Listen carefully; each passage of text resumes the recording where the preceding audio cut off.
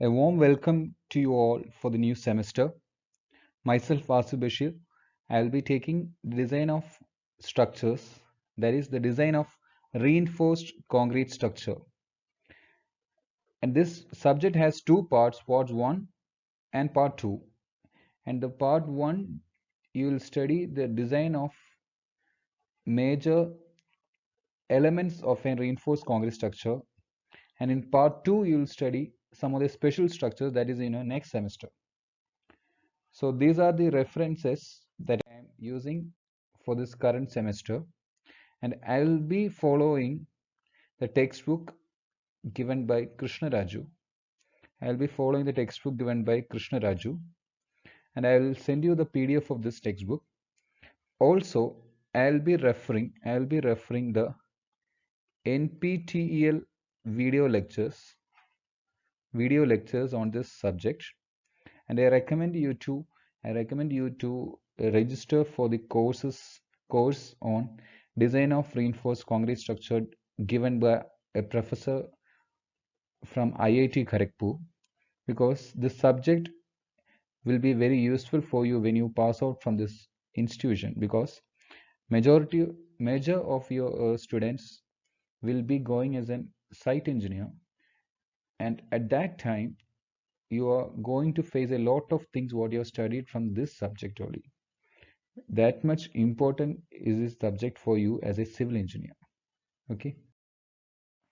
The content of this lecture includes the introduction part, that is the things that you have studied in your previous semesters. Then what do you mean by concrete? Design by working stress method and design by limit state method.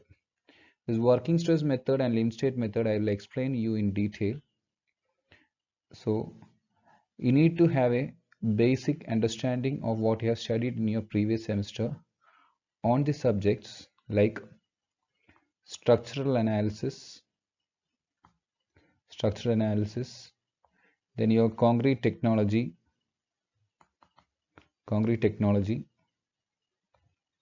etc. Okay.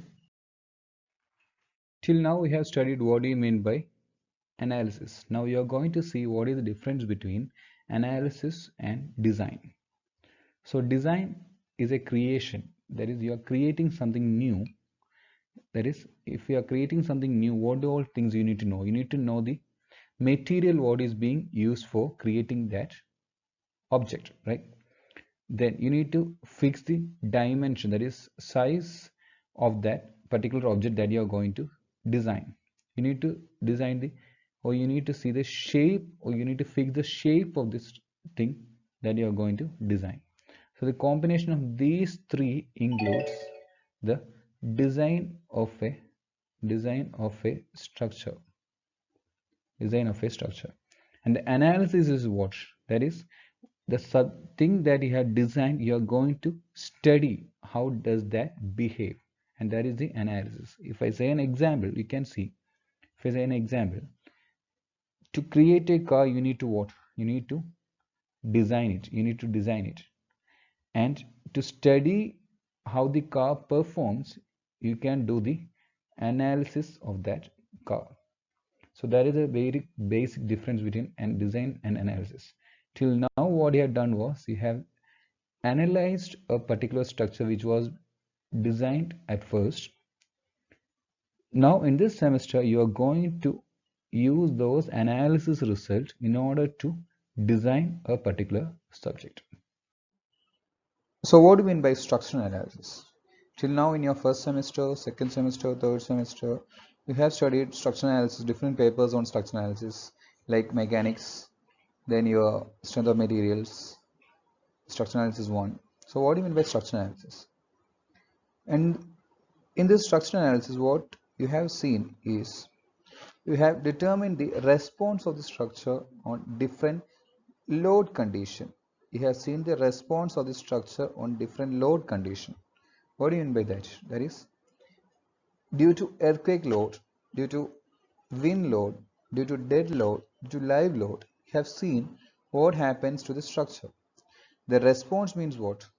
The response may be either displacement, or internal forces like axial forces, bending moment, shear force, etc. That is, due to the action of the different loads, you have seen what happens to the structure. And what happens to the structure means what? How does the structure behave due to the application of these loads? So, the structural geometry and material properties are known to you. You know what is the geometry of the structure, and the material properties are very much known to you. So you just need to see what is the response of the structure due to these loads, isn't it?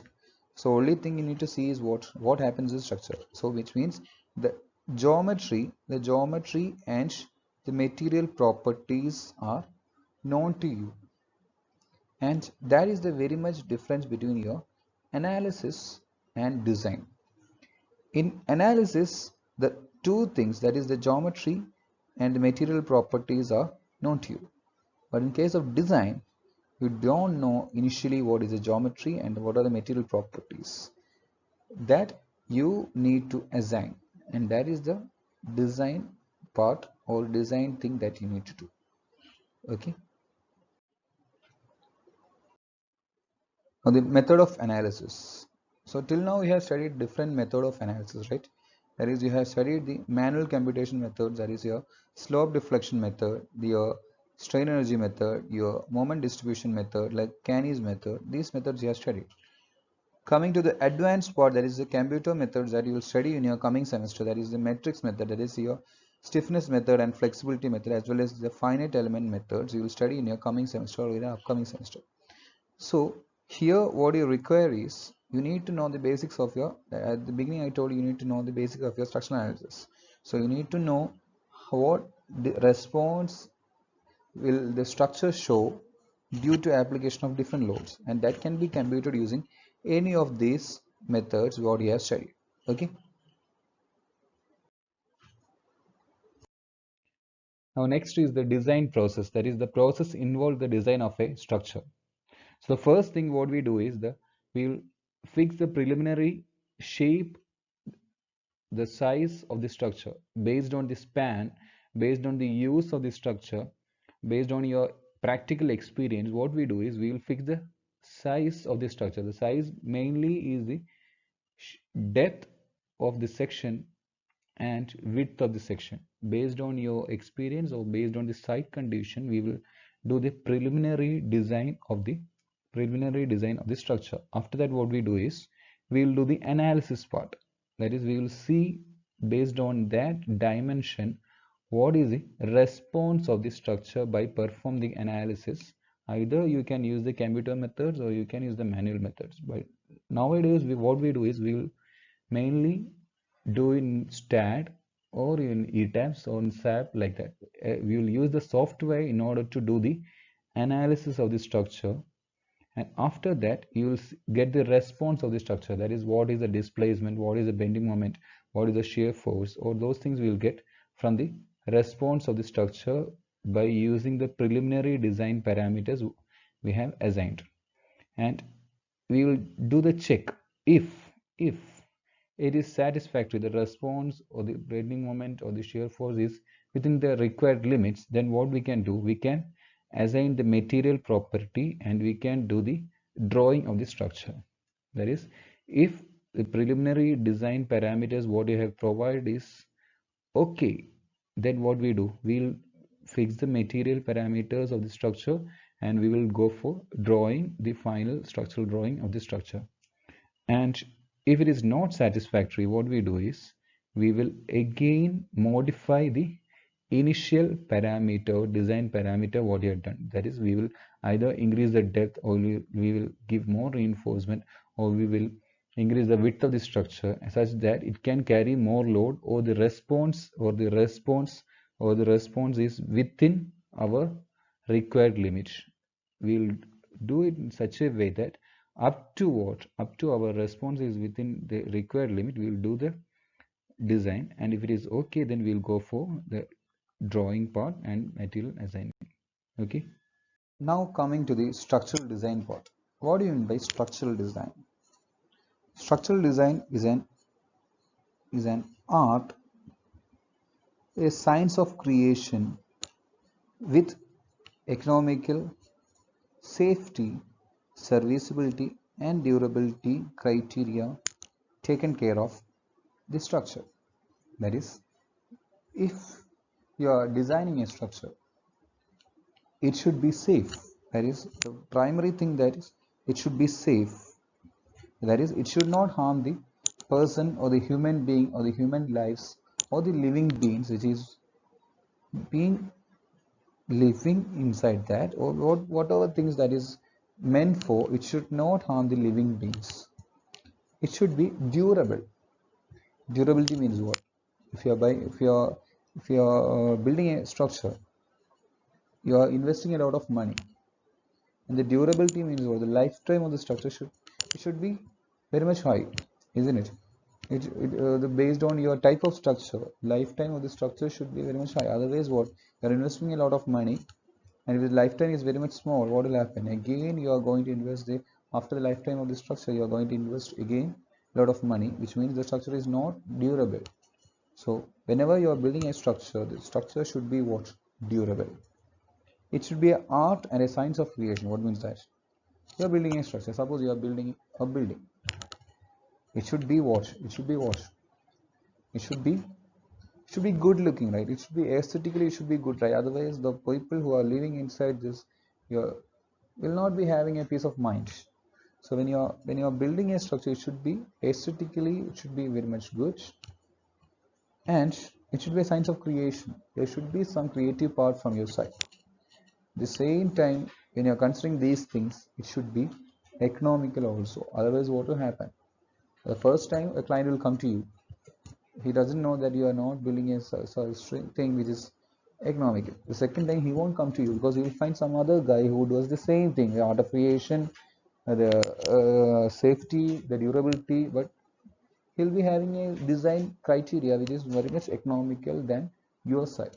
So you should see in such a way that the structure should be economical too. That aspect also you should always take care of. So coming to the structural design, it means what? Besides the knowledge of structural engineering, it requires knowledge of practical aspects.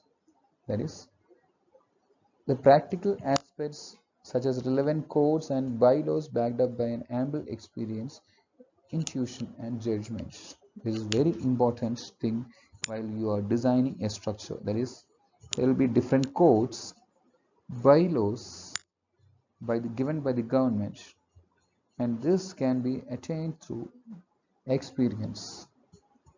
And when you go to different countries, the codes will be different, the bylaws will be different. So you need to be updated on different codes and bylaws given by the department. Given by the country. Fine. So what do you mean by an optimal design? So an optimal design means what? It should be economical. First of all, it should be economical. It should be safer. At the same time, it should not cost much to the client. That is, a combination of these three variables will meet at some point, and that point, that is, it should not be highly economical, but at the same time it should be safer and should not be much costlier. So this will meet at a point, and that point is called as your optimum point. So as a designer, you should always build a structure which lies around this point. Okay. Now, concrete. You have studied what is this concrete in your fourth semester. You had studied in detail. You had one subject, concrete technology, in your fourth semester, where you have studied in detail of this subject. So what do you mean by concrete? Concrete, it contains a binder material, mainly cement, with the coarse aggregate, fine aggregate, and water. Okay, so at times we add the admixtures to enhance the property or to get the required property of the client or the site, and it also contains what? Voids, that is air. So the major constituents of a concrete is what? A binder, a coarse aggregate, a fine aggregate, and water. And these are the additional things what we add to the, sorry, these are the additional things, what we add to the concrete, isn't it? And you have studied the detailed part of this in your fourth semester, and I recommend you to brush up these things and see, go through the textbook. I recommend you to go through textbook by Shetty and just rewind or just brush up your basics. That will do. Okay. Next is the properties of concrete. This you have studied in your last semester. Still, I'll just go through the properties of a concrete. That is, it is having high compressive strength, shear strength, it is having enough bond strength. The density of the concrete is pretty high. It is impermeable and it is highly durable, isn't it? So these things we have studied very well in your last semester. And what are the advantages of this concrete? The concrete is highly durable under hostile temperature. That is, it is an inert, it is almost, or it is highly inert substance. It can be easily cast into any shape and size. Based on the formwork what it is being poured, it can be casted into any shape and size. That makes the concrete very much advantageous, right? That is, whatever type of structure we require, we can cast that in the site itself. I repeat, in the site itself. If we have the mold with you, you can do any kind of, you can mold this into any kind of shape at the site itself. Now it is relatively cheaper and widely available. As well as I can add into this, it can be done by the labor. There is no much skill required for casting a concrete. Now, history of concrete. The concrete is being used in the ancient time from BC. That is, we know the Colosseum, right? So the Colosseum was the first type of concrete used in the ancient time. They used brick aggregates embedded in a mixture of lime putty with brick dust or volcanic ash. And you see the dates, that is 299 BC to 476 AD, they have used this, and still the structure is being there.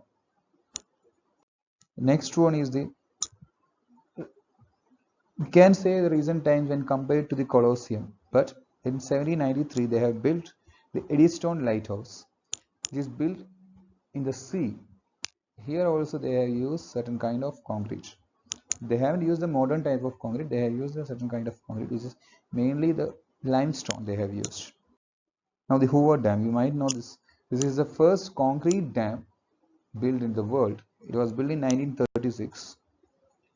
And this is the dam which is built in US and which was built by concrete.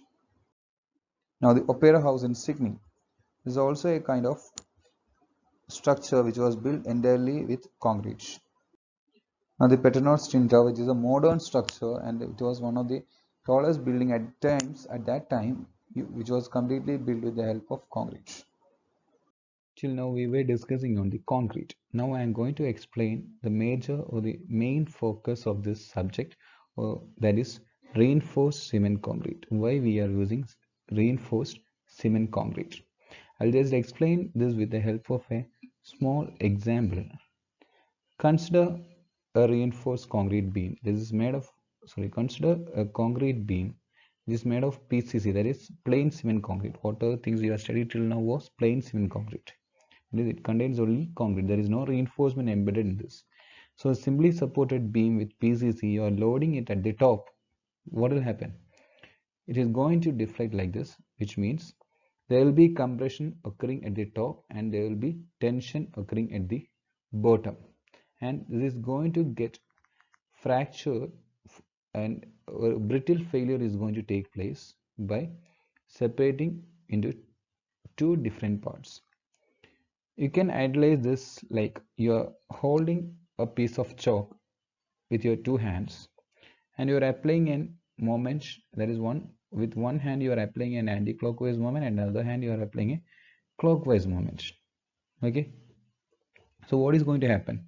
There will be brittle failure, or there will be a sudden failure. There will be a sudden failure taking place, right? Sudden failure taking place, right? There will be a sudden failure taking place, and this can be idealized with the help as a PCC.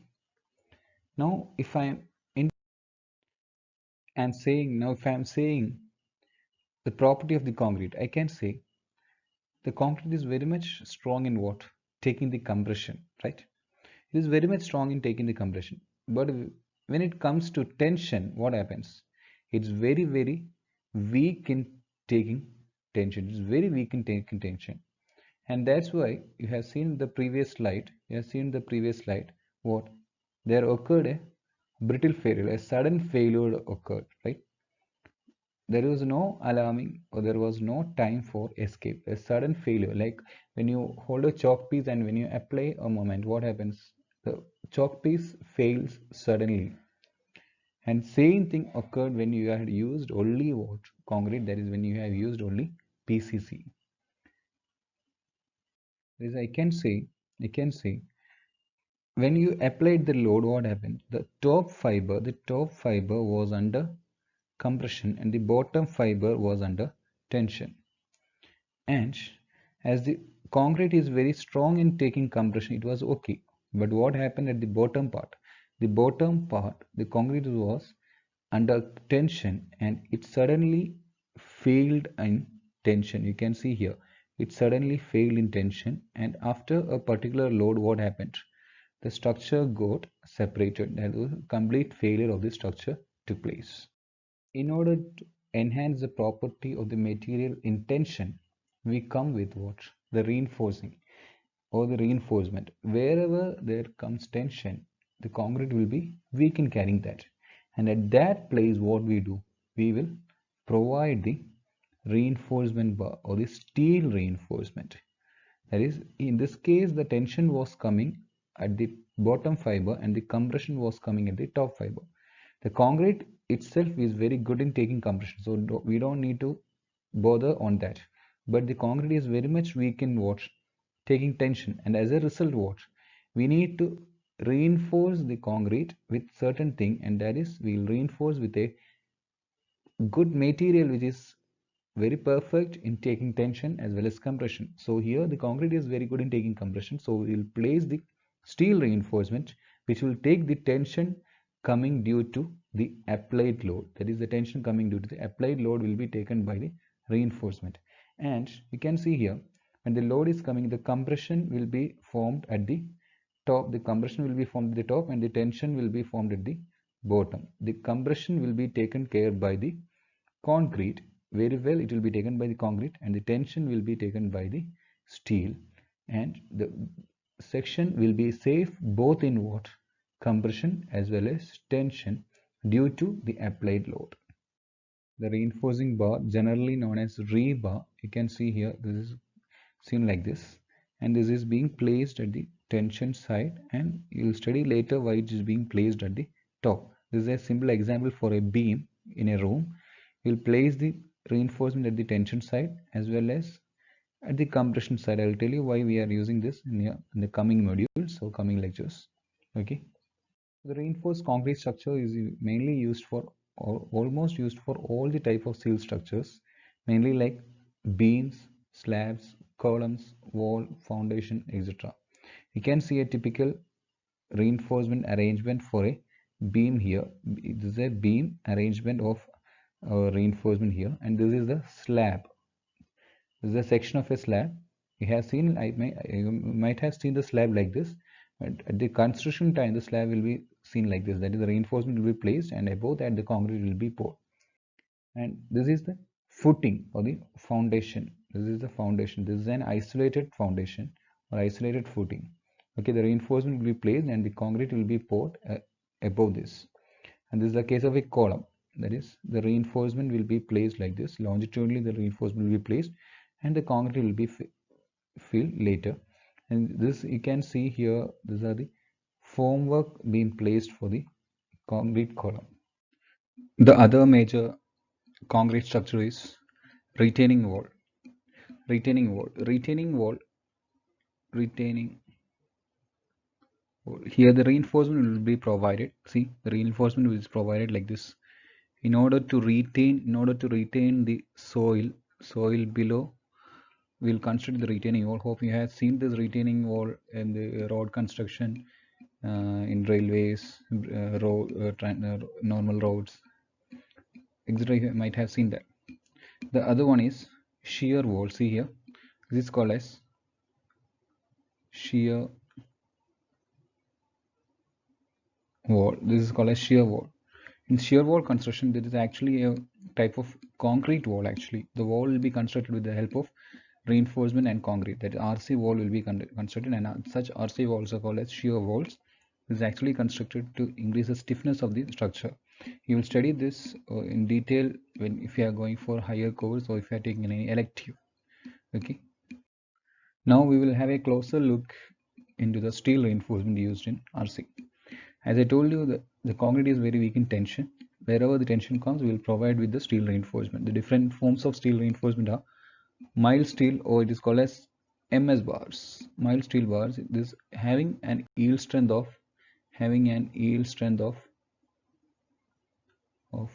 250 Newton per mm square. It is having an yield stress of 250 Newton per mm square. The next one is HYSD bars, which is being used. It is HYSD bars. It is high yield strength deformed bars. High yield strength deformed bars is having the yield strength or yield stress as either 450 Newton per mm square if it is Fe 415, or 550 Newton per mm square if it is Fe 550. It is having another grade Fe 500. So it represents the Fe represents the Fe, the later part represents the yield stress of the material. Then there is another one called twisted bars or CTD bars. Then the most important one, or the things which is being used nowadays, is the TMT bars, that is thermomechanically treated bars. You could see the thermomechanically treated bars. So this is the form of HYSD bars available in the market. Okay. As I said, the mild steel is having an yield stress of 250 Newton per mm square. You will study what is its characteristic strength later. HYSD bars are having a strength of 450 Newton per mm square. It depends on the grade of the steel. It is having 500 Newton per mm square, and there is 550 Newton per mm square. Depends on the grade of the steel being used. Then there is TMT bars, if having 415, 500, 550, like that it goes. The thing you need to understand is, as the carbon content increases, the carbon content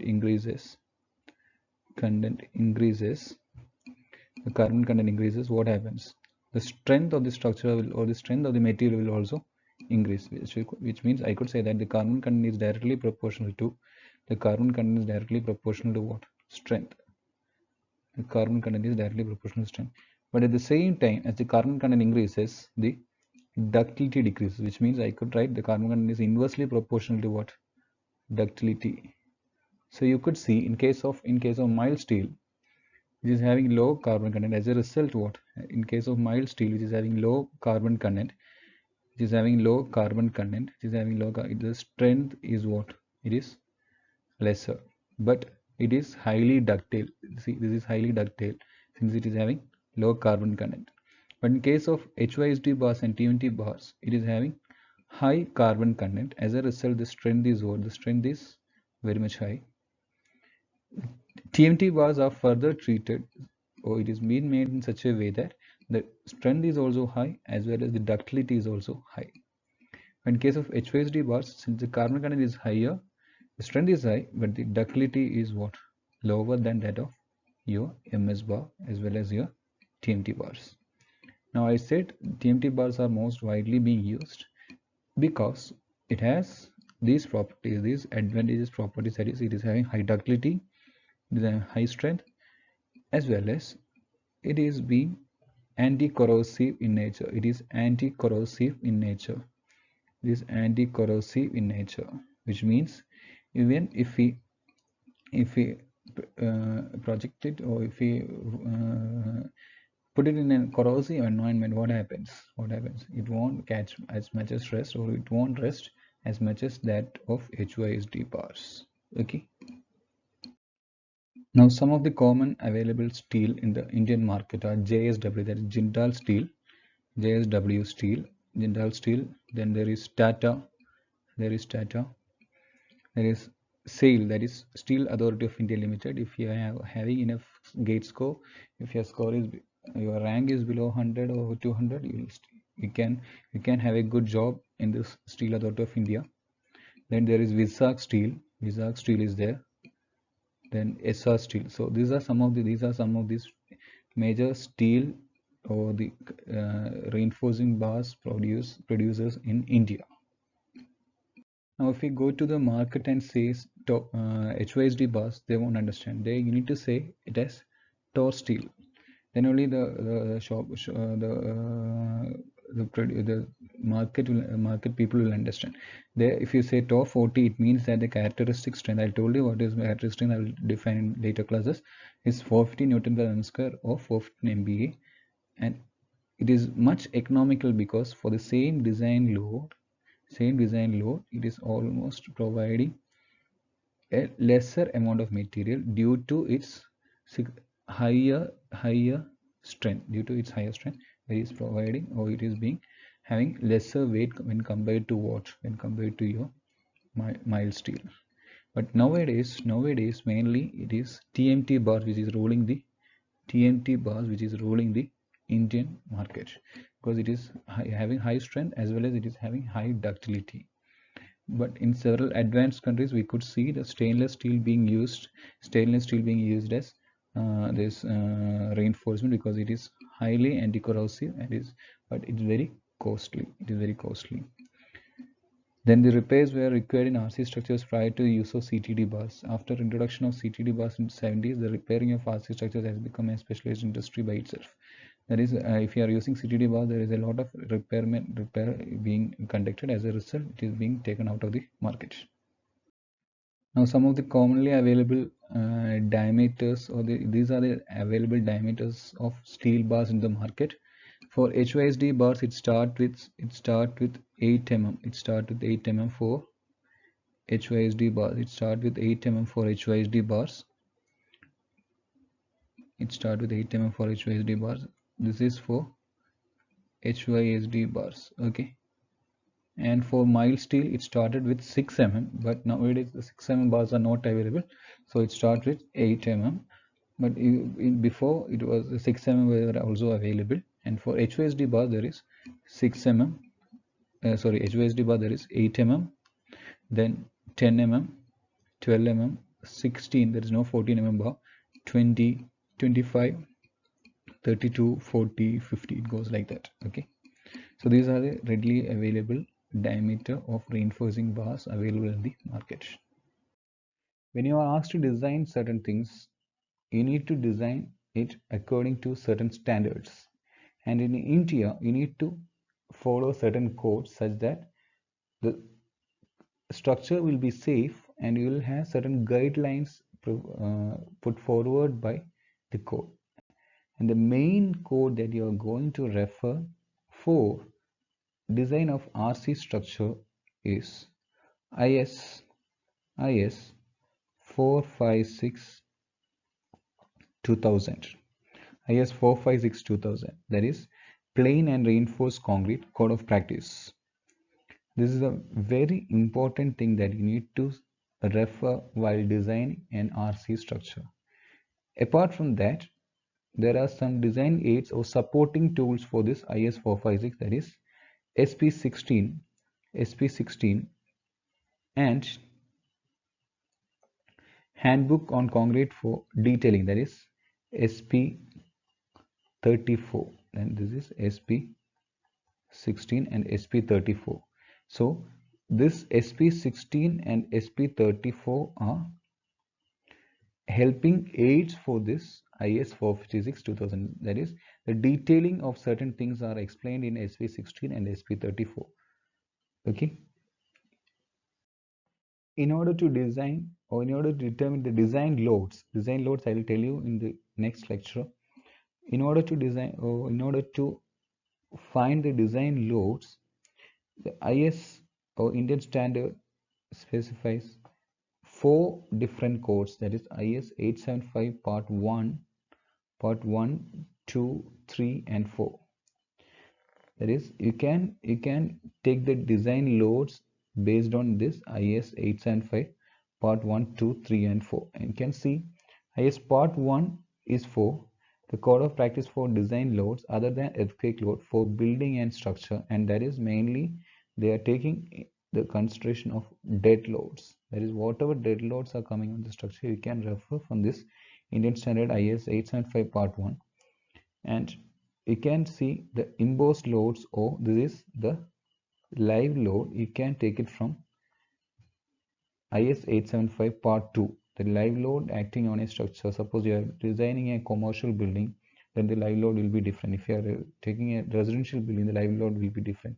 If you are taking an institutional building, the live load will be different. So based on the type of building, the live load will be explained in this IS 875 part 2.